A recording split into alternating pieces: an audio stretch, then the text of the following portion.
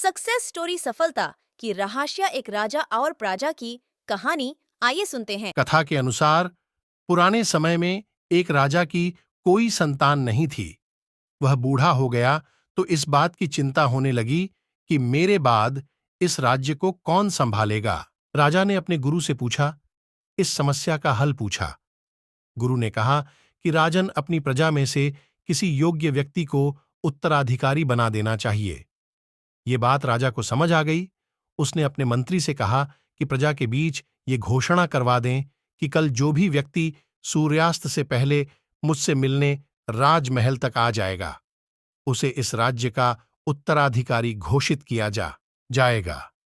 ये बात सुनकर मंत्री ने कहा कि महाराज, ये तो बहुत ही आसान है। पूरी प्रजा ही राजा बनने के लिए यहां पहुंच जाएगी।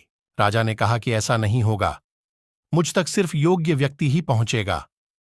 आप घोषणा करवा दीजिए। मंत्री ने राजा की आज्ञा का पालन किया और प्रजा तक संदेश पहुंचा दिया।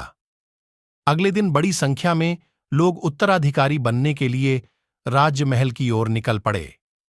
महल के बाहर राजा ने एक बड़े मेले का आयोजन किया था। मेले में शराब थी, नाच गाना हो रहा था, तरह तरह के स्वादिष्ट पकवान थे, कई तरह के खेल वहां हो रहे थे।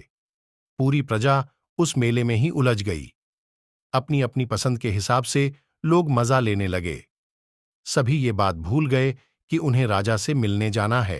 तभी वहां एक युवक ऐसा आया जो इन प्रलोभनों में नहीं फंसा। उसे सिर्फ अपने लक्ष्य तक पहुंचना था। वह सीधे राजमहल की ओर चल दिया। मुख्य द्वार पर 2 पहरेदार खड़े थे।